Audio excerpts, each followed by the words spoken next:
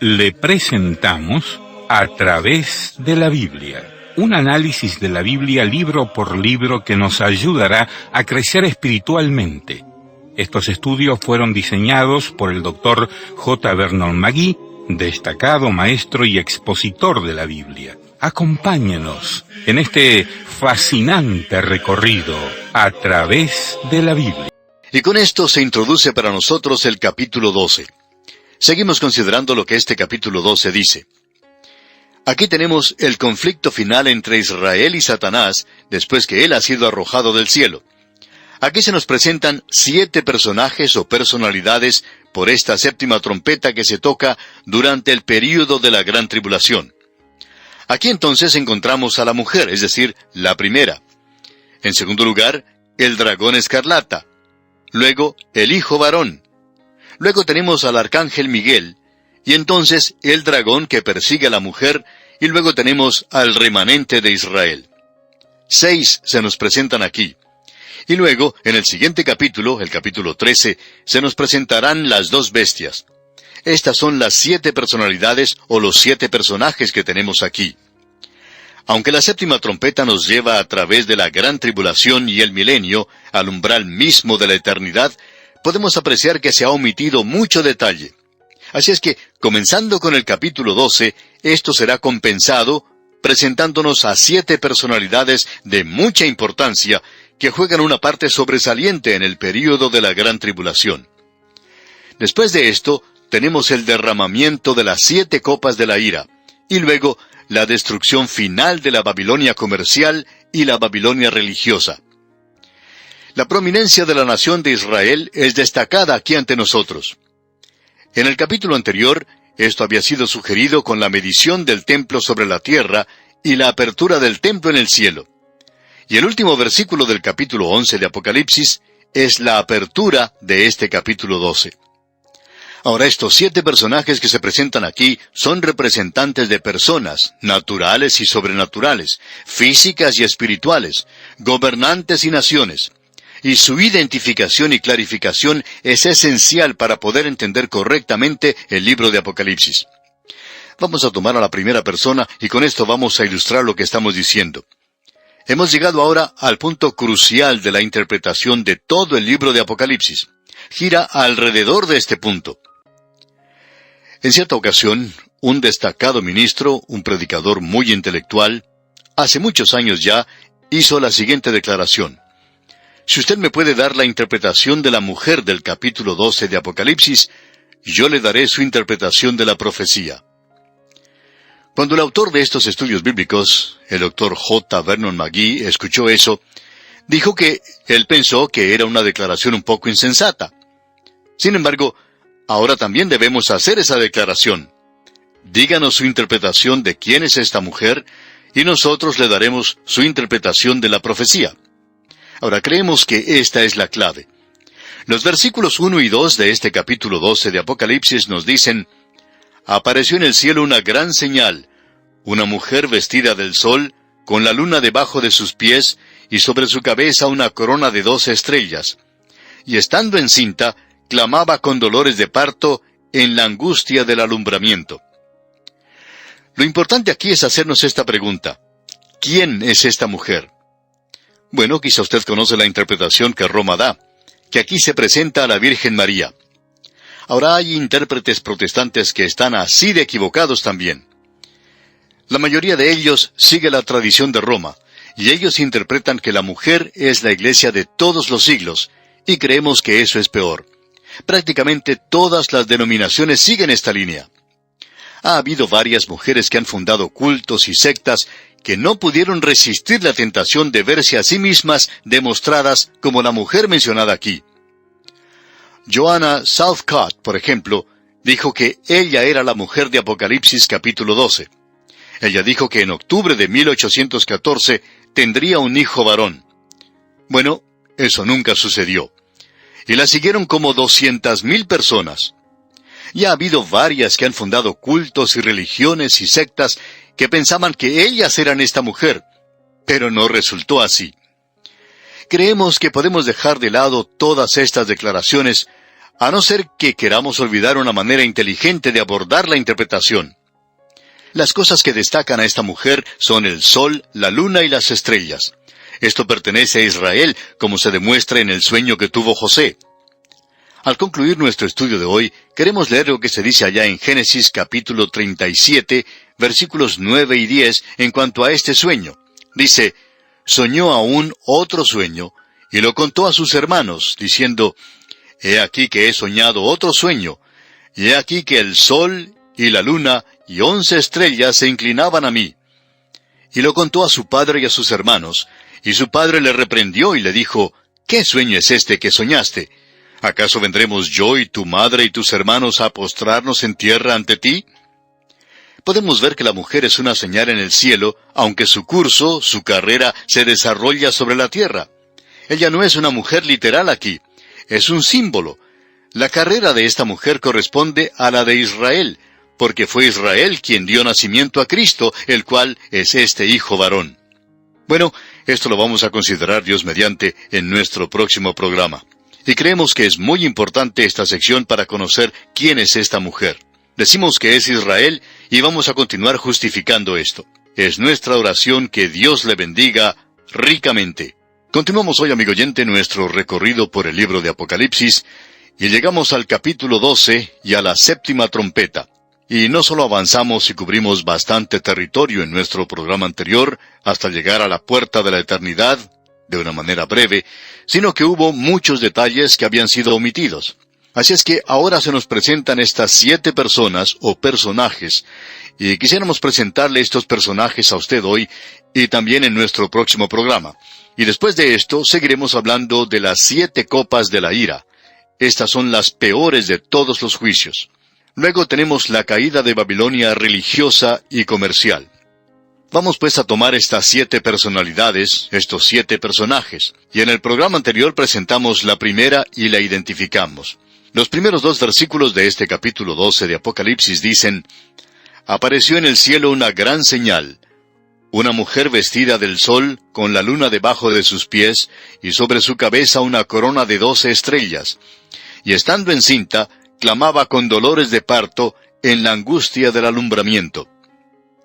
Ahora identificamos a esta mujer como Israel en nuestro programa anterior.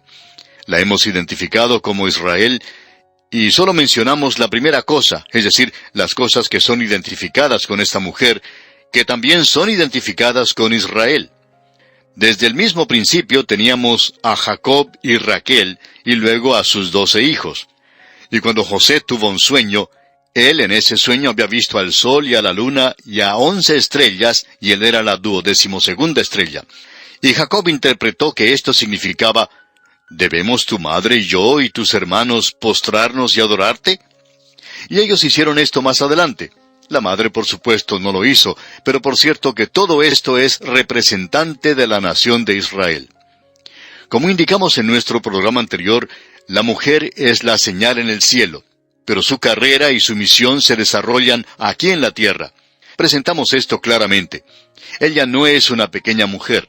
Su carrera corresponde a aquella de Israel. Y fue Israel la que dio a luz, por así decirlo, a Cristo, quien es el niño que nace. Ahora quisiéramos que usted preste atención a algunas escrituras que mencionaremos y a las cuales prestamos bastante atención, especialmente durante la Navidad. En esa época hablamos del capítulo 9, versículo 6 de Isaías, así como también de otros versículos que están relacionados con el nacimiento de Cristo. Y esto en realidad confirma el nacimiento de Cristo, pero eso no nos concierne a nosotros, porque concierne a la nación de Israel. Allá en Isaías, capítulo 9, versículo 6 dice: «Porque un niño nos es nacido, hijo nos es dado, y el principado sobre su hombro, y se llamará su nombre admirable, consejero, Dios fuerte, Padre eterno, príncipe de paz». Ahora, ¿quién es este nos que se menciona al decir un niño nos es nacido? Sabemos que gramaticalmente esto está mal dicho. Pero eso es lo que queremos decir. ¿A quién se está haciendo referencia aquí? ¿A quién está refiriéndose aquí cuando dice, porque un niño nos es nacido? ¿A la iglesia? No, amigo oyente, es a la nación de Israel. Es muy obvio que Isaías estaba hablando a la nación de Israel, y él está hablando a la nación de Israel no en cuanto a un Salvador, sino a un gobernante, a un rey, a alguien que vendría y gobernaría sobre ellos. Porque un niño nos es nacido, hijo nos es dado. Es interesante esto, un niño nos es nacido, él era humanidad, pero él era un hijo de la eternidad y él fue dado. Y aquí dice que será el principado sobre su hombro. No estamos hablando aquí de un Salvador, sino de alguien que viene a gobernar.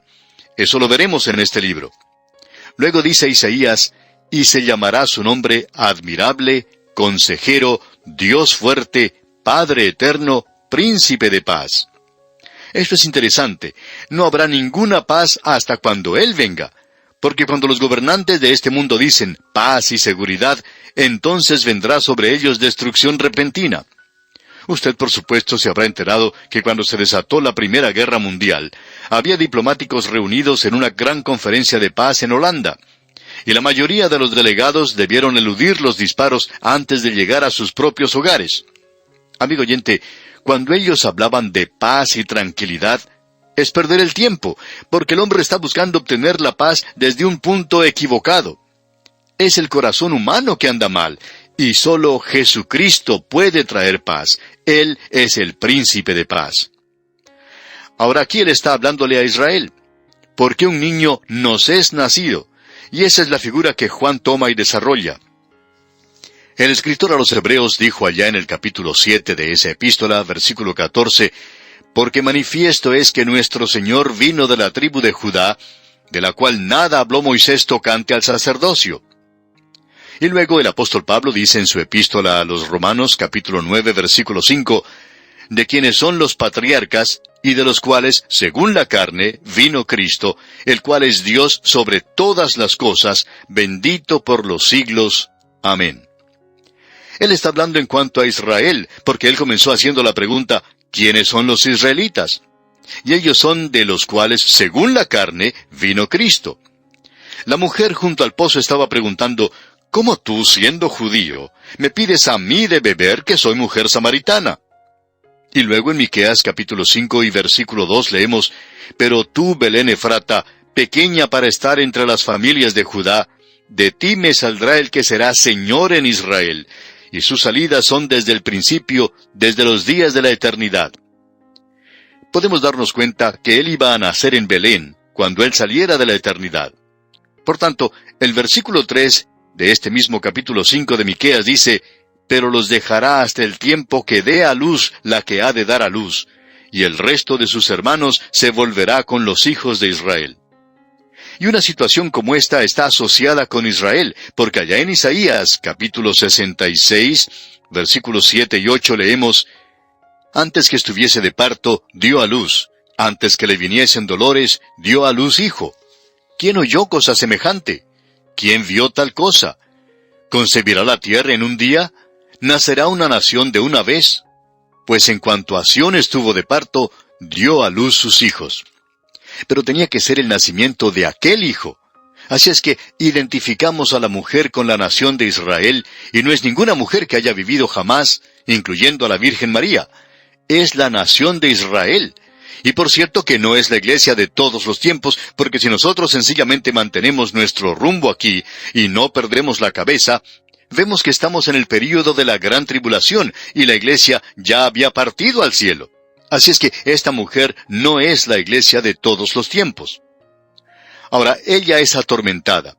Por cierto que esta nación ha sufrido un antisemitismo satánico desde aquel día hasta el presente. Aún antes de aquel día, porque Satanás sabía que vendría de esta nación. Ahora aquí se nos presenta otro personaje, y este personaje no es nada deleitable, por cierto. Este es un dragón escarlata, y no es un personaje de tira cómica. No hay nada que dé motivo de risa en cuanto a él. En realidad, esto es algo muy solemne y muy serio. Y el versículo 3 de este capítulo 12 de Apocalipsis comienza diciendo, también apareció otra señal en el cielo.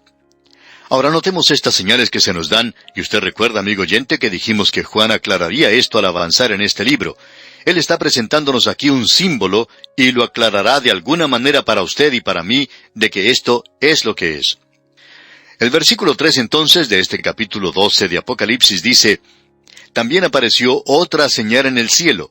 He aquí un gran dragón escarlata que tenía 7 cabezas y 10 cuernos, y en sus cabezas 7 diademas. De paso, digamos que estas son coronas reales. Ahora el versículo 4 continúa diciendo: Y su cola arrastraba la tercera parte de las estrellas del cielo, y las arrojó sobre la tierra. Y el dragón se paró frente a la mujer que estaba para dar a luz, a fin de devorar a su hijo tan pronto como naciese. Esta es la señal que se nos presenta del dragón escarlata, y el dragón escarlata es Satanás. Ahora, ¿cómo sabemos esto? Bueno, es fácil, ya que se identifica para nosotros en el versículo 9, donde dice: Y fue lanzado fuera el gran dragón, la serpiente antigua, que se llama Diablo y Satanás. Así es que podemos identificar a este personaje sin necesidad de especulación. En esta segunda señal, el verdadero carácter de Satanás se revela. Él es presentado sin nada que lo oculte. Él es grande aquí, ya que se nos dice que Él es un gran dragón escarlata. Y Él es grande también a causa de su gran poder. Él tiene control sobre las naciones del mundo, y se las ofreció al Señor Jesucristo si Él le adoraba, porque esto es lo que Satanás finalmente desea. Él quiere que le adoren. Y Él le ofreció a Cristo los reinos de este mundo. Él dijo: son míos, y lo son. Él los controla en el presente, ya hemos visto eso. En aquel día era Roma, pero Él está controlando aquí a toda nación. Ahora aquí se nos dice que su color es escarlata. Y Juan en el capítulo 8, versículo 44 de su Evangelio, nos dice que Él ha sido homicida desde el principio. No tiene cuidado por la vida humana. Y nos preguntamos, ¿por qué tanto se vuelven hacia Él? ¿Por qué es que el alcohol termina dándole muerte a usted? Es el peor asesino que existe en el presente. Es porque Satanás está detrás de esto, amigo oyente. Él no tiene respeto, no tiene interés por la vida humana. Y aquí a él se le llama el dragón. ¿Por qué? A causa de la perversidad de su carácter. Él fue creado como Lucifer, el sol de la mañana. Él es el compendio, la personificación del mal y la profundidad de la degradación, el más peligroso de todos los seres de la creación de Dios, su enemigo y el mío, si usted es un hijo de Dios. Ahora más adelante se nos presentará en el capítulo 13 a la bestia. La bestia del capítulo 13 es similar al dragón. ¿Por qué? Porque vamos a ver que el dragón es quien trae la bestia. Y veremos eso cuando nos toque estudiar el capítulo 13 de Apocalipsis. Ahora aquí vemos que tiene 7 cabezas este dragón. Y creemos que esto sugiere la perfección de la sabiduría que caracteriza la creación de Satanás, quien era originalmente el querubín protector. Ezequiel capítulo 28, versículos 12 al 16, nos habla de su origen. Esto revela la idea errónea que el mundo tiene en cuanto a Satanás. Ellos piensan que él es feo, repugnante, pero amigo oyente, él fue creado perfecto en su belleza. Si usted le pudiera observar hoy, usted no vería en él esa criatura vil con la cual es representado para nosotros en el mundo. En una botella de agua que se vende para ciertos propósitos, se ha colocado una etiqueta de un ser que representa a Satanás. Tiene cuernos, tiene patas de caballo, tiene una cola ahorquillada. Y ese es el gran dios Pan que adoraban los griegos y que también era adorado por los romanos. Pero ese no es Satanás, aunque Satanás está detrás de esa adoración. Usted puede encontrar las ruinas del templo del gran dios Pan en la ciudad de Pérgamo. Pensamos que él era adorado por lo menos en una docena de ciudades, y no es extraño hoy que los hombres le sigan adorando, que cuando no quieren tener a Dios, por cierto, que le van a adorar a él. Pero él es inteligente, es sagaz, es astuto. Nosotros no le podemos hacer frente. Nosotros saldremos vencidos si tratamos de enfrentarnos a él basándonos en nuestra propia fuerza contra él. Él no es solo hermoso, sino que está lleno de sabiduría. Así es como se nos ha presentado. Ahora él tiene 10 cuernos aquí, y creemos que esto sugiere la división final del Imperio Romano que está dominado por Satanás, y el cual es su esfuerzo final para dominar y gobernar al mundo. Y las coronas sobre los cuernos, no sobre las cabezas, delegan el poder de Satanás. Estas coronas representan la autoridad real y su poder. Ahora, la tercera parte de las estrellas en el cielo le siguen. Esto habla de su rebelión. Daniel hace referencia a esto. y el dragón aborrece al niño que esta mujer tiene. En Génesis capítulo 3 versículo 15 se nos dice: «Y pondré enemistad entre ti y la mujer, y entre tu simiente y la simiente suya. Esta te herirá en la cabeza, y tú le herirás en el calcañar». Ahora tenemos una vista aquí del niño de esta mujer, en los versículos 5 y 6, donde se nos presenta al niño de esta mujer. Leamos los versículos 5 y 6 de este capítulo 12 de Apocalipsis. «Y ella dio a luz un hijo varón, que regirá con vara de hierro a todas las naciones, y su hijo fue arrebatado para Dios y para su trono.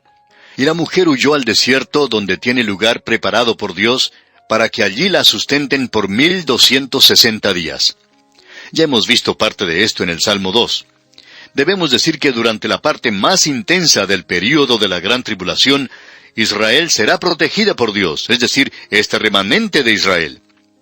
Ahora quisiéramos decir lo siguiente. Hay personas que dicen dogmáticamente hoy que Israel irá a refugiarse a la ciudad enclavada en la peña de Petra. Allí es donde Israel será preservada, porque ningún enemigo puede entrar a ese lugar. Pero el enemigo ahora puede llegar desde arriba y se lanza como una bomba. Y este es el último lugar donde nos gustaría estar cuando comiencen a caer bombas dentro de la ciudad enclavada en la roca llamada Petra. Hablando honradamente, amigo oyente, hay algunos que hacen declaraciones dogmáticas como esta, con una profecía clara como la que tenemos, y por cierto que están engañando a la gente. Si usted quiere decir eso, no importa que lo diga, pero nosotros no sabemos dónde será ese lugar. Personalmente opinamos que podría ser ese lugar, pero digamos que no lo sabemos. Eso no le hará ningún daño a nadie. Hay muchos predicadores hoy que decimos que no sabemos cuando no lo sabemos. El problema es que hay muchas personas que dicen o son dogmáticos en cuanto a algo. Por ejemplo, hay un libro que alguien escribió sobre el anticristo, y el escritor le tomó 125 páginas para decir lo que nosotros pudiéramos decir en solamente una frase. Este hombre escribió 125 páginas. Nosotros no sabemos quién es el anticristo, y él tampoco lo sabe. Es en realidad trágico hoy el ser dogmático en cuanto a algo que no ha sido revelado. No creemos nosotros que debemos decirlo dogmáticamente. Si usted quiere decir algo, entonces diga que es algo según su juicio, según su propia opinión, o que cree que así será, pero que no tiene ninguna escritura para respaldarle, solamente que es escritura especulativa. Ahora creemos que este niño aquí es Cristo. Y ahora esto es muy evidente, ya que Él es identificado fácilmente. Esperamos que ninguno llegue a caer en el error de equiparar a este niño con la iglesia, y hay muchos que lo están haciendo hoy, dicho sea de paso. Él es el pastor que regirá a las naciones con vara de hierro, y esta es una referencia clara a Cristo. Eso lo citamos allá en el Salmo 2, versículo 9. También fue citado por la iglesia primitiva. Fue citado como refiriéndose al día que comenzó con la persecución de la iglesia, pero Él va a llegar finalmente al poder. Aquí se nos dice que el hijo de esta mujer fue arrebatado para Dios y para su trono. Esto nos habla de la ascensión de Cristo. Él ascendió al cielo. Hubo testigos que le vieron ascender hacia el cielo. Porque hoy tenemos, como dice el escritor a los Hebreos, capítulo 12, versículo 2, hoy tenemos puestos los ojos en Jesús, el autor y consumador de la fe, el cual por el gozo puesto delante de él sufrió la cruz, menospreciando el oprobio, y se sentó a la diestra del trono de Dios. Debemos recordar, amigo oyente, que este libro es la revelación del Cristo ascendido, y el libro de Apocalipsis descansa en el hecho de la ascensión. Cristo es aquel que abrió los sellos del libro que llevó a todo aquello que ha seguido desde entonces. Se nos dice aquí que ella dio a luz a un hijo varón. Y creemos que con eso se arregla este asunto de la identidad de la mujer. Israel es claramente aquella de la que provino Cristo. ¿Quiénes son los israelitas? Aquellos de los cuales vino Cristo según la carne, como dice el apóstol Pablo. Bien, amigo oyente, vamos a detenernos aquí por hoy, y volveremos Dios mediante en nuestro próximo programa.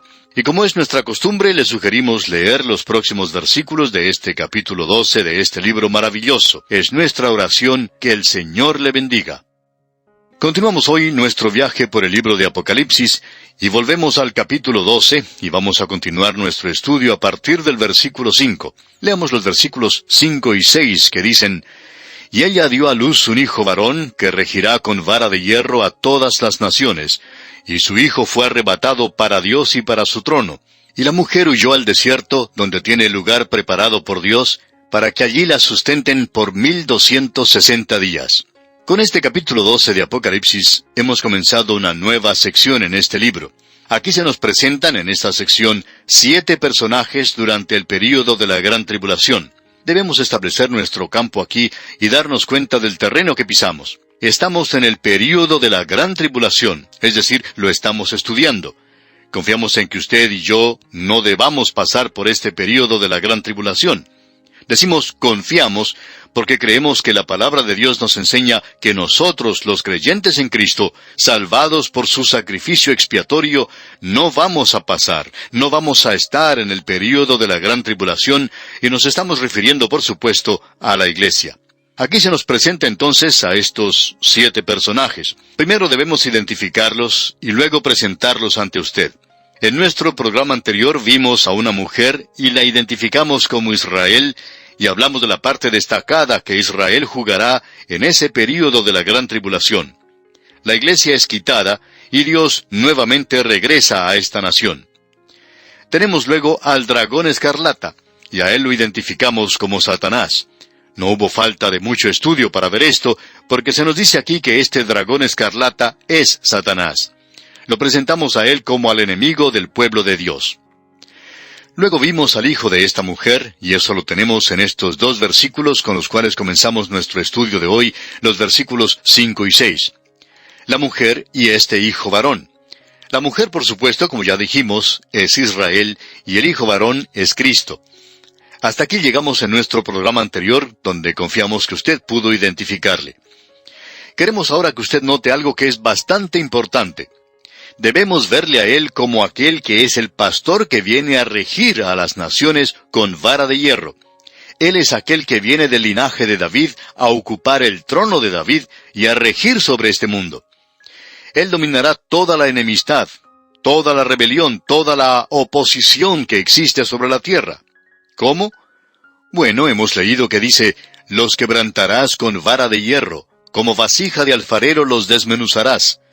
Si usted tiene una mejor manera de hacerlo, quizá nos pueda decir. Si esta gente que solo habla de la paz presentara algún programa que diera resultado, entonces no habría necesidad de dominar la rebelión con algo de violencia. Pero no hay otra manera de hacerlo. ¿Cómo cree usted que Cristo vendrá a ocupar el poder de un mundo en rebelión? Supongamos que Él se apareciera de pronto en la ciudad capital de cualquier nación del mundo. ¿Piensa usted que esa gente estaría preparada para rendirse a Él y a entregarle el mundo en sus manos? Y eso incluye su propio país, amigo oyente. ¿Está su nación dispuesta a entregarse a Jesucristo? Amigo oyente, si usted dice que sí, entonces permítanos preguntarle, ¿por qué no lo hace? Es que no lo pueden hacer. El mundo de hoy está en rebelión contra Él, y la única manera en que Dios puede llegar a tomar el control de todo esto es dominando esa rebelión. Si usted es de aquellos que gusta de la paz, si a usted no le gusta el derramamiento de sangre, si eso le enferma y le da náuseas, si usted aborrece la violencia y la guerra, y todos nosotros sentimos eso, pero lo interesante de todo esto es que esta es la única manera, amigo oyente, en que se puede controlar. Y Él va a gobernar, Él regirá. Eso es lo importante de notar aquí. Luego se nos dice aquí que este niño fue arrebatado para Dios y para su trono. Esta es una referencia a la ascensión de Cristo. En las epístolas tenemos un énfasis sobre la resurrección de Cristo. En el libro de Apocalipsis tenemos un énfasis sobre la ascensión de Cristo. Deberíamos decir que el protestantismo y hasta el fundamentalismo ha ignorado la ascensión de Cristo. Esa es la razón por la cual no se ha dado suficiente énfasis en los círculos fundamentales en cuanto al presente ministerio de Cristo, y que es solo algo reciente que hemos llegado a enfatizar de esta manera en este programa. Debemos reconocer eso. Bien, veamos algunos pasajes de las Escrituras. En el libro de los Hechos de los Apóstoles, capítulo 1, versículos 9 al 11, leemos, «Y habiendo dicho estas cosas, viéndolo ellos, fue alzado, y le recibió una nube que le ocultó de sus ojos. Y estando ellos con los ojos puestos en el cielo, entre tanto que él se iba, he aquí se pusieron junto a ellos 2 varones con vestiduras blancas, los cuales también les dijeron, varones Galileos, ¿por qué estáis mirando al cielo? Este mismo Jesús que ha sido tomado de vosotros al cielo, así vendrá como le habéis visto ir al cielo. Esta es una referencia a la ascensión de Cristo. Y este libro de Apocalipsis es la revelación del Cristo ascendido, del Cristo glorificado, del Cristo que viene en gloria. El libro de Apocalipsis se basa en el hecho de que Él ha ascendido. Él es aquel que ha estado abriendo los sellos que han dado oportunidad a que se desarrolle todo esto desde entonces. Y por cierto que tiene mucho que ver en esta sección en particular. En la epístola a los Hebreos, capítulo 12, versículo 12 nos dice: «Puestos los ojos en Jesús, el autor y consumador de la fe, el cual por el gozo puesto delante de él sufrió la cruz, menospreciando el oprobio, y se sentó a la diestra del trono de Dios». Si usted piensa, amigo oyente, que esto quiere decir que Él va a estar sentado sin hacer nada, y esa es la impresión que muchos se han llevado, es porque no conocen la revelación. Él no está sentado sin hacer nada. Él está haciendo bastante, porque a causa de la ascensión al cielo, Él tiene un ministerio presente para con la iglesia hoy. Usted ha notado que aquí dice en Apocalipsis que ella dio a luz a un hijo varón. Creemos que esto establece claramente la identidad de la mujer. Israel es claramente aquella nación de la cual vino Cristo. La iglesia vino de Él, pero Él, según la carne, vino de Israel. Veamos lo que nos dice el apóstol Pablo en su epístola a los Romanos capítulo 9, versículos 4 y 5. Dice, que son israelitas, de los cuales son la adopción, la gloria, el pacto, la promulgación de la ley, el culto y las promesas, de quienes son los patriarcas y de los cuales, según la carne, vino Cristo, el cual es Dios sobre todas las cosas, bendito por los siglos. Amén. Eso es lo que nos dice el apóstol Pablo en su epístola a los Romanos. Y en su epístola a los Gálatas, capítulo 4, versículos 4 y 5, leemos, «Pero cuando vino el cumplimiento del tiempo, Dios envió a su Hijo, nacido de mujer y nacido bajo la ley, para que redimiese a los que estaban bajo la ley, a fin de que recibiésemos la adopción de hijos». ¿A qué ley se refiere? A la ley de Moisés. ¿Quiénes tenían la ley de Moisés? La tenía Israel. Nacido bajo la ley. ¿Por qué? Porque él era un israelita. El versículo 5 que leímos decía, para que redimiese a los que estaban bajo la ley, a fin de que recibiésemos la adopción de hijos. Y luego en el capítulo 3 de la misma epístola a los Gálatas, versículo 16 leemos, «Ahora bien, a Abraham fueron hechas las promesas y a su simiente». No dice, «y a las simientes», como si hablase de muchos, sino como de uno, «y a tu simiente», la cual es Cristo. Dios le dijo a Abraham, antes de que la nación llegara a existir, «Yo haré de ti una gran nación, y a través de la nación enviaré una semilla, una simiente, no varias, sino una. Y esta simiente es Cristo». Ya hemos visto lo que nos dice Isaías en el capítulo 9, versículo 6. «Porque un niño nos es nacido, hijo nos es dado, y el principado sobre su hombro, y se llamará su nombre Admirable, Consejero, Dios fuerte, Padre eterno, Príncipe de paz». En esta palabra, nos, se hace referencia a la nación de Israel. Isaías era un israelita. Él estaba hablando a esa nación. Él no le estaba hablando ni a la iglesia ni a los gentiles. Él estaba hablándole a Israel. Bien, sigamos adelante en nuestra lectura en Apocalipsis, y vamos a identificar ahora a otro personaje, y esta vez es el arcángel Miguel. Él lucha contra el dragón. Los versículos 7 al 9 de este capítulo 12 de Apocalipsis nos dicen, «Después hubo una gran batalla en el cielo. Miguel y sus ángeles luchaban contra el dragón, y luchaban el dragón y sus ángeles. Pero no prevalecieron, ni se halló ya lugar para ellos en el cielo. Y fue lanzado fuera el gran dragón, la serpiente antigua, que se llama Diablo y Satanás, el cual engaña al mundo entero. Fue arrojado a la tierra, y sus ángeles fueron arrojados con él». Aquí tenemos una revelación sorprendente. Una guerra en el cielo. Y las Naciones Unidas no pueden hacer nada en cuanto a esto. No más de lo que pueden hacer en cualquier otra guerra que ha tenido lugar desde que llegó a formarse. Es difícil imaginarse que haya una guerra en el cielo, pero Satanás aún tiene acceso al cielo, y mientras lo tenga, habrá problemas. Se nos dice allá en el libro de Job que Satanás se presentaba ante Dios junto con los hijos de Dios. Él aparentemente tenía el mismo derecho que ellos tenían. Él fue la criatura más elevada que fuera creada. Y usted recordará que estudiamos esto en el capítulo 3 de Zacarías, los primeros 7 versículos. Los versículos 1 y 2 del capítulo 3 de Zacarías nos dicen: «Me mostró al sumo sacerdote Josué, el cual estaba delante del ángel de Jehová, y Satanás estaba a su mano derecha para acusarle. Y dijo Jehová a Satanás: Jehová te reprenda, oh Satanás. Jehová que ha escogido a Jerusalén te reprenda». ¿No es este un tizón arrebatado del incendio? Vemos que él tenía acceso a Dios.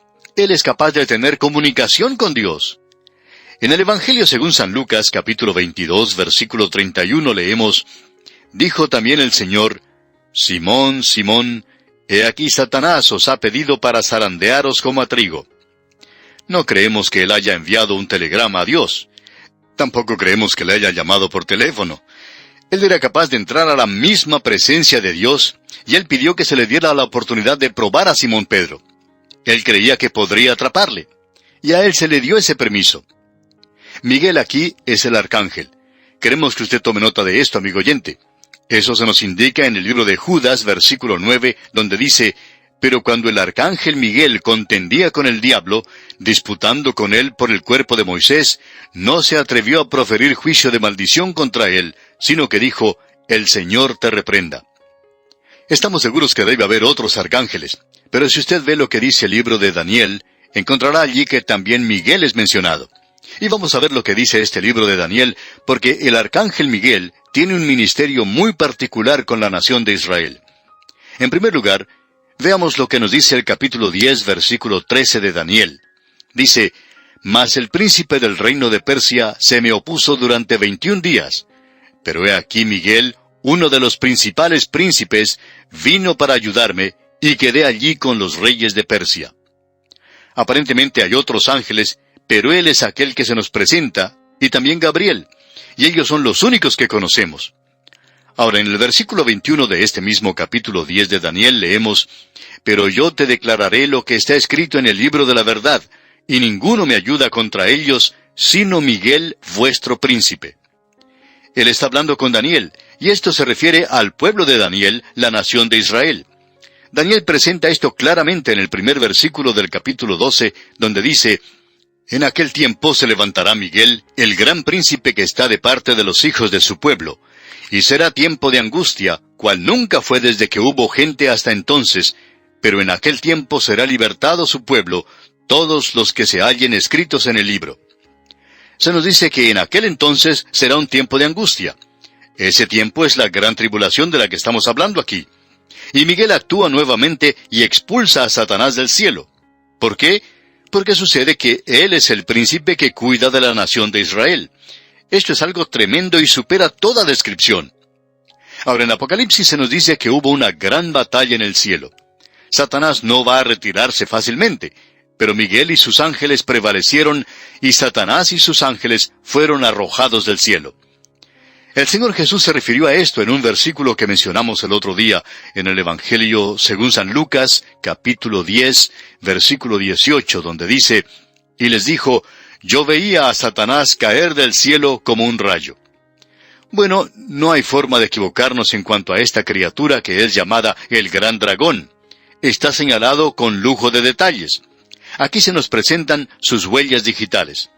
Y como Dios sabía que gran cantidad de los predicadores de este siglo enseñarían que Él no existe, el Señor nos lo presenta aquí de tal manera que uno no puede evitar el darse cuenta.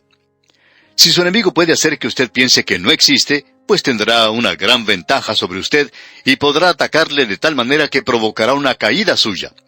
Por tanto, Satanás hoy ha actuado de una manera nueva contra esta generación. ¿Por qué? Por la sencilla razón de que esta generación no cree en su existencia. Estamos ahora recibiendo una sobredosis de él. Satanás es presentado como una cosa misteriosa y extraña. Por cierto que no es una criatura fea y terrible de ninguna manera. Él es un ángel de luz. Notemos ahora cómo se lo identifica aquí. Él es llamado la serpiente antigua. Y eso nos lleva otra vez al jardín del Edén. El Señor dijo que él era un homicida desde el principio. Y estas palabras antigua y principio son similares, según el Dr. Vincent. Él es esa serpiente antigua, aquel que estuvo al principio en el jardín del Edén. Y él es llamado Satanás. Y la palabra diablo proviene de la palabra griega diabolos, que significa calumniador o acusador. En el versículo 10 de este capítulo 12 de Apocalipsis, se le llama el acusador de nuestros hermanos. Esa es la razón por la cual los creyentes necesitan hoy un abogado con el Padre. Usted y yo tenemos un enemigo hoy que no solo nos está causando problemas aquí en la tierra, sino que es un enemigo que le sorprendería a usted saber lo que dice de nosotros en el cielo. Y no hay nada que usted y yo digamos o pensemos que Él no le dé vueltas y lo presente de una manera en contra nuestra en el cielo. Pero Dios ya sabe en cuanto a esto, y a mí me gusta ganarle a Él y confesarlo antes de que Satanás pueda presentarse allí y hacer una acusación. El Señor Jesucristo es nuestro abogado. En la primera epístola del apóstol Juan, capítulo 2, versículo 1, se nos dice, «Hijitos míos, estas cosas os escribo para que no pequéis. Y si alguno hubiere pecado, abogado tenemos para con el Padre, a Jesucristo el justo». Gracias a Dios que tenemos un abogado para con el Padre, Jesucristo el justo. Él está allí para defendernos. Y Él ha estado muy ocupado desde que yo he entrado a este mundo. Y me imagino que Él ha estado muy ocupado con usted también, amigo oyente. No piense usted que Él está allí sentado sin hacer nada. Él es nuestro abogado. ¿Por qué? Porque Satanás es quien nos está acusando, nos está dando un mal nombre. Él es el engañador desde el principio, y allí es donde tienen comienzo las mentiras. Amigo oyente, hay muchos chismes que salen hoy de las iglesias. ¿Dónde se originan? En la misma boca del infierno, amigo oyente, y ese debería ser el último lugar de donde procedieran las cosas que se mencionan hoy en la iglesia. Ahora notemos que él también es llamado Satanás. Esto significa adversario. Y él es el terrible adversario de Dios y de todo aquel que es hijo de Dios.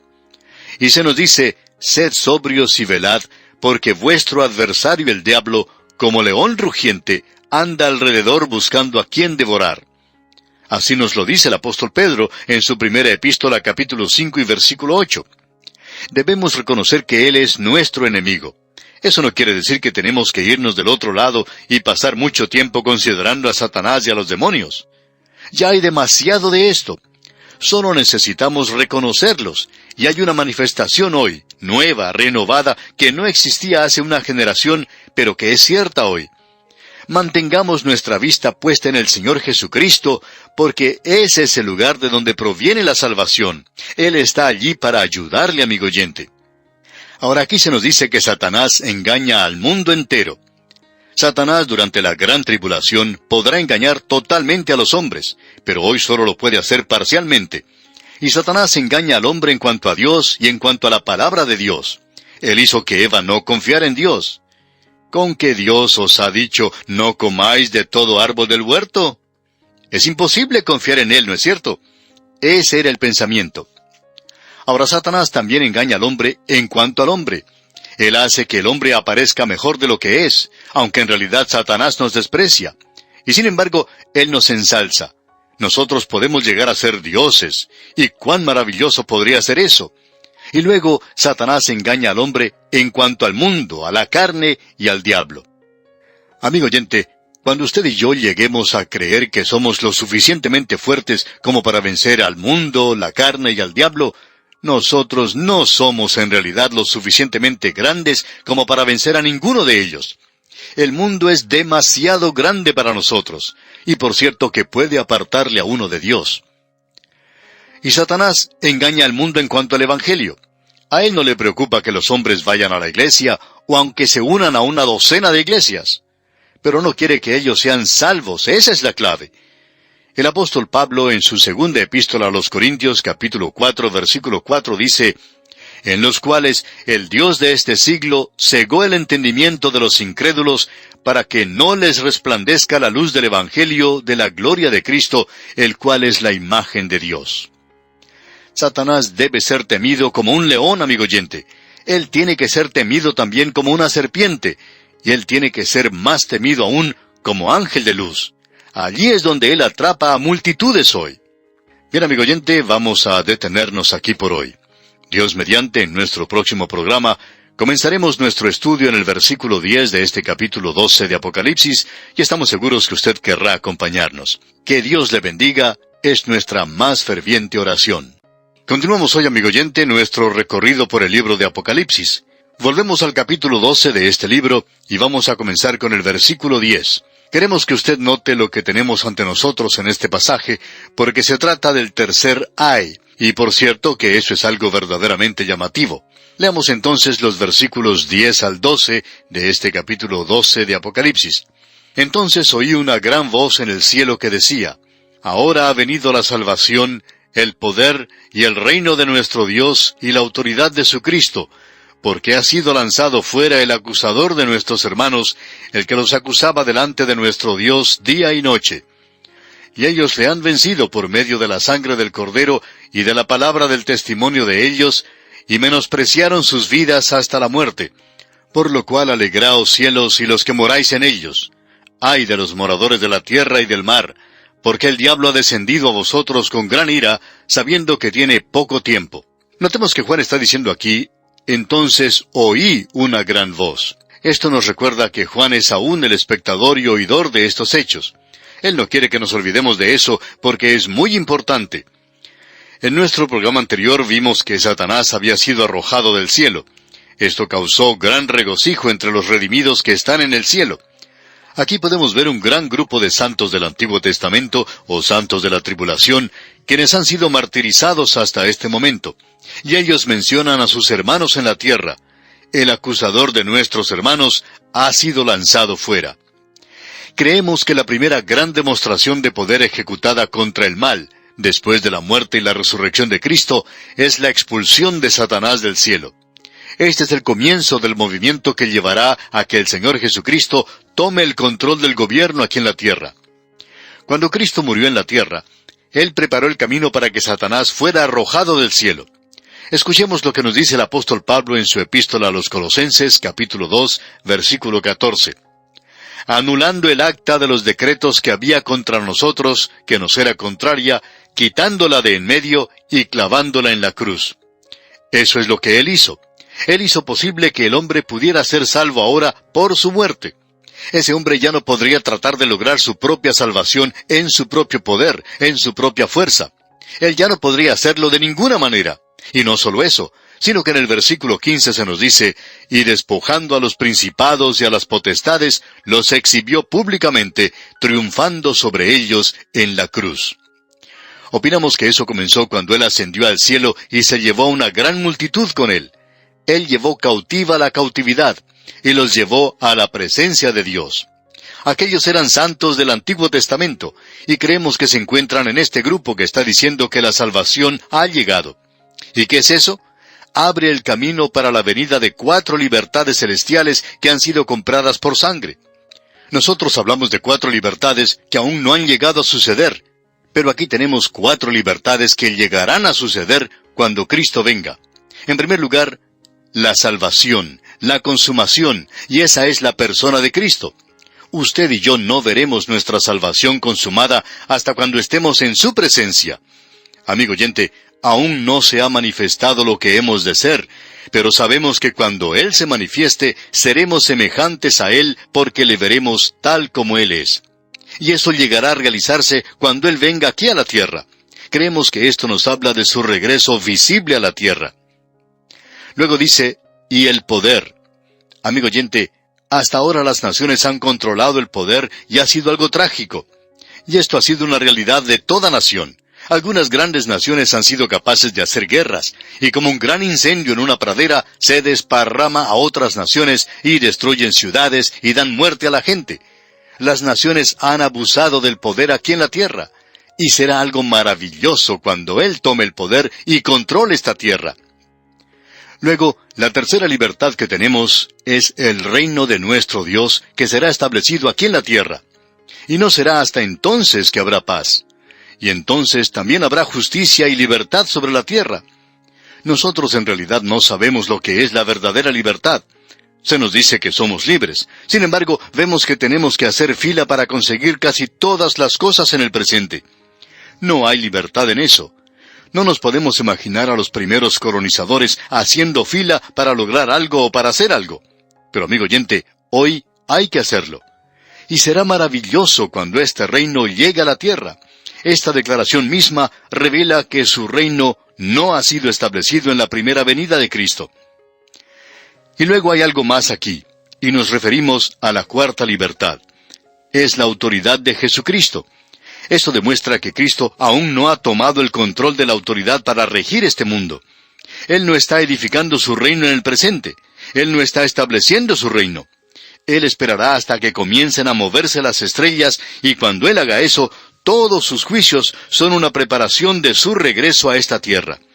Y Él le está dando al hombre, siempre hay una nota de gracia y misericordia en el juicio de Dios. Él le está dando al hombre aquí una advertencia y una oportunidad para volverse a Él. Y multitudes lo harán, como ya hemos visto. Ahora se nos dice que ha sido lanzado fuera el acusador de nuestros hermanos. Satanás ha sido lanzado fuera del cielo. Eso revela que esta es una parte de la estrategia presente de Satanás que trata de frustrar, de desbaratar los propósitos de Cristo con su iglesia hoy y con los santos de la tribulación en el día de mañana. Eso hace necesario el presente ministerio de Cristo como abogado por nosotros. Ahora aquí tenemos la victoria de los santos que han sido acusados. Llega a realizarse por medio de 3 avenidas que son mencionadas para nosotros en esta sección que ya hemos leído. En primer lugar, tenemos que ha sido por medio de la sangre del Cordero. Hay un poder maravilloso en la sangre del Cordero. No se olvide de eso. No tratemos de reducirlo o hacerlo más pequeño. Las muchas referencias a la sangre del Cordero hacen necesario que esté allí en exhibición. Esta no es una concepción cruda. Más bien la crudeza se encuentra en nuestros pecados que hicieron necesario que Él tuviera que derramar su sangre. Y si usted y yo obtenemos alguna victoria, será porque Él derramó su sangre por usted y por mí, amigo oyente. Usted y yo nunca seremos capaces de vivir una vida victoriosa. Las personas más derrotadas que hemos conocido han sido personas que supuestamente estaban viviendo la vida victoriosa. No sabemos por qué eso es cierto. Todos ellos nos parecen anémicos. Parecerían ser fugitivos de una fábrica de sangre. Tienen una apariencia superficial, pálida. Necesitan una transfusión sanguínea. No viven una vida victoriosa. Él sí que la vive. Y si nosotros vencemos, amigo oyente, es por medio de la sangre del Cordero. La segunda razón para su victoria es la palabra del testimonio de ellos. Esto revela que ellos eran verdaderos mártires. Aquellos que pertenecen a Cristo no pueden negarle. Él nos presentó esto de una manera muy clara. Allá en el Evangelio según San Mateo, capítulo 10, versículo 33, dice: «Y a cualquiera que me niegue delante de los hombres, yo también le negaré delante de mi Padre que está en los cielos». Amigo oyente, es la palabra de su testimonio. Usted sabe que a nosotros no nos gusta todo este asunto de dar testimonio. Algunos de esos testimonios son dados por personas que no deberían estar dando testimonio porque las personas que les conocen bien saben eso. Hace de ellos algo pecaminoso y los hace escépticos, y con razón. Hay tantos ejemplos que podríamos dar. El lugar para dar un testimonio no es ante una congregación bien alimentada en un banquete, donde todos los santos dicen amén a cualquier cosa que uno diga. El lugar para dar un testimonio es en el mundo, donde uno se debe presentar a los impíos, a una multitud blasfema, para hacerles saber a ellos que usted pertenece a Cristo y que usted está en Cristo. De eso es que se está hablando aquí. Y eso da cierta fortaleza. Esto es algo que hace que un hombre se ponga de pie bien recto cuando puede dar un testimonio así. Cierto hombre de negocios que podríamos decir que es muy corpulento y de mano bastante pesada, es un ejecutivo de un establecimiento muy agresivo, y hay muchas personas blasfemas que le rodean. Y cuando este hombre escucha a alguien que está blasfemando, se le acerca y hablando de una manera amable y calmada le dice: «¿Sabe una cosa? Quisiera decirle lo que Jesucristo es para mí». Amigo oyente, el Señor Jesucristo dice que si nosotros le negamos a Él delante de los hombres, Él nos negará ante el Padre en el cielo. Y estos son verdaderos mártires, y la palabra mártires significa testigos. Esos son aquellos que testifican por Él. Lo siguiente que se menciona es que ellos menospreciaron sus vidas hasta la muerte. Ese es un lugar muy elevado al que llegaron.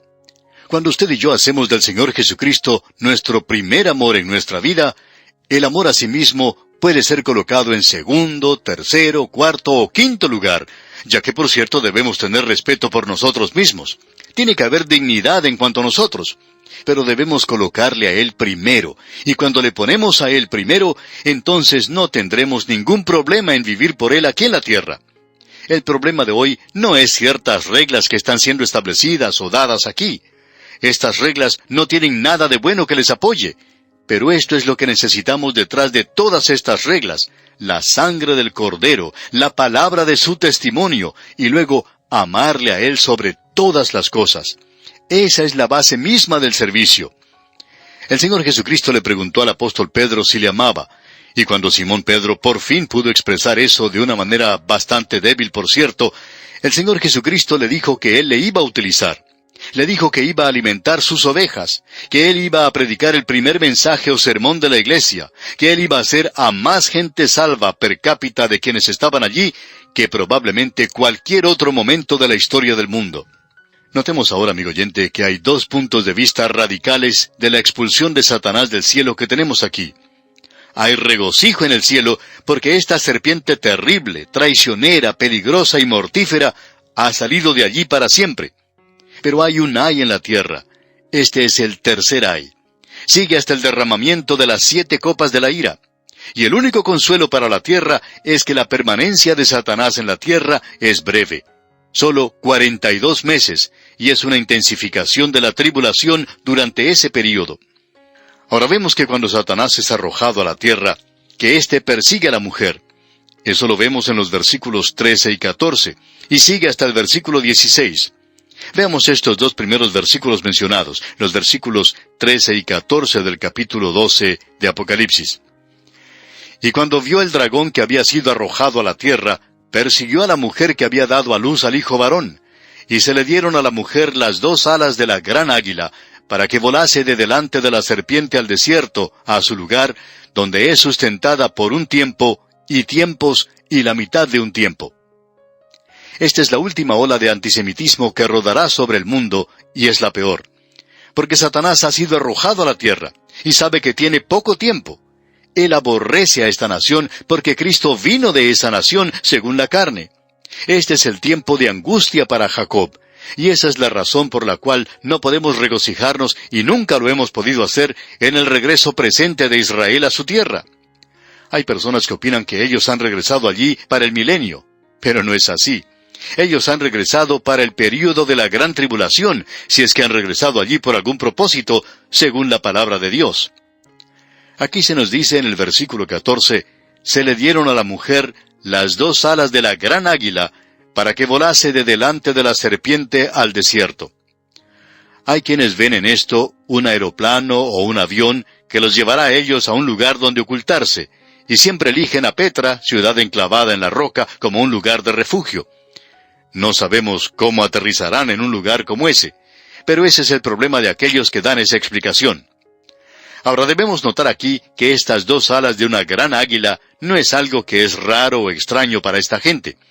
Esto es algo que hace recordar la gracia de Dios al librar a Israel en el pasado de las manos de Egipto. Usted recuerda que Dios les dijo allá en Éxodo capítulo 19 versículo 4, «Vosotros visteis lo que hice a los egipcios, y cómo os tomé sobre las alas de águilas, y os he traído a mí». Amigo oyente, como usted puede apreciar, ellos no habían salido por medio de su propio esfuerzo o gracias a su propia habilidad. Ellos salieron porque Dios les había sacado, y las alas de águila llegaron a ser un símbolo para ellos. Y aquí, nuevamente en la gran tribulación, Israel no puede librarse a sí misma. Y nadie está interesado en librarles, pero Dios les librará en alas de águila por medio de su gracia.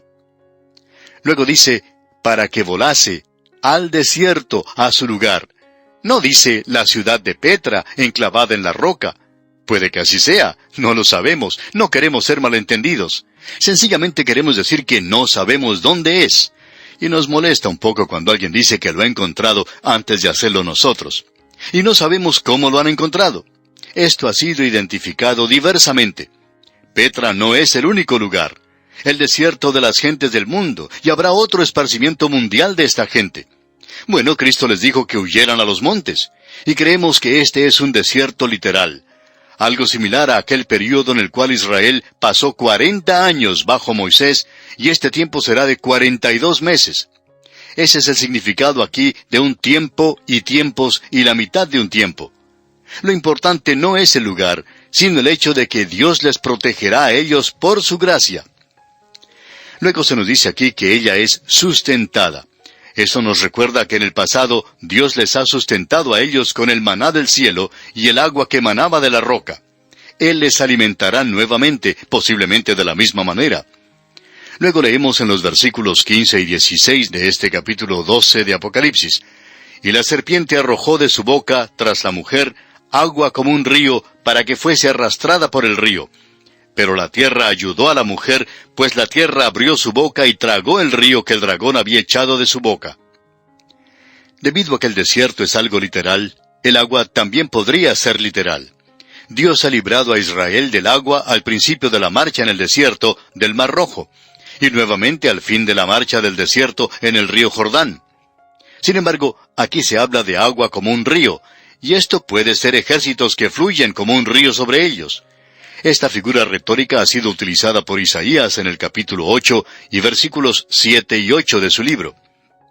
En Ezequiel, en el cuadro que él presenta de los últimos días, el rey del norte se ve marchando sobre Israel. ¿Cómo será detenido? Ninguna nación está allí para detenerle.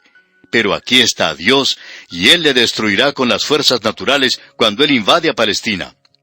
Ezequiel capítulo 38, versículo 22 dice: Y yo litigaré contra él con pestilencia y con sangre, y haré llover sobre él, sobre sus tropas y sobre los muchos pueblos que están con él, impetuosa lluvia y piedras de granizo, fuego y azufre. Eso nos da más indicación de lo que Juan está hablando aquí. Satanás utilizará cualquier medio para destruir a esta gente. Luego en el versículo 17 de este capítulo 12 de Apocalipsis, el último versículo del capítulo 12, leemos: Entonces el dragón se llenó de ira contra la mujer, y se fue a hacer guerra contra el resto de la descendencia de ella, los que guardan los mandamientos de Dios y tienen el testimonio de Jesucristo.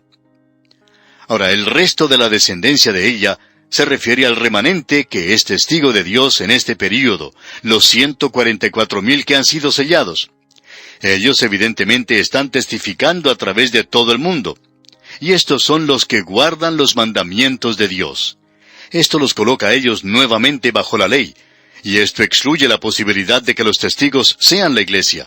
Todo el antisemitismo es inspirado por Satanás, y finalmente culminará en que Satanás realizará un supremo esfuerzo para destruir a esta nación, algo que ha tratado de hacer desde la esclavitud bajo el faraón egipcio, al patíbulo de Amán, al edicto cruel de Herodes, a través de Hitler, al mundo de la gran tribulación, donde Satanás ha encabezado el ataque contra ese pueblo a causa de este hijo varón, Jesucristo. Y así llegamos al capítulo 13 de Apocalipsis, y aquí tenemos los últimos dos personajes, las dos bestias, la bestia que sale del mar y la bestia que sale de la tierra. En el capítulo 12 se nos presentó a la mujer, Israel, al dragón escarlata, Satanás, al hijo o niño de la mujer, Cristo, a Miguel, el arcángel, y al remanente, los 144,000 sellados de Israel. Y ahora tenemos los dos últimos, y amigo oyente, esto puede ser algo demasiado para que capte su mente. Si los últimos capítulos no lo han hecho, por cierto que éste lo hará. La bestia que sube del mar y la bestia que sube de la tierra. Vamos a observar al anticristo y vamos a tener que esperar, Dios mediante, hasta nuestro próximo programa para hacer esto. Que Dios le bendiga abundantemente es nuestra ferviente oración.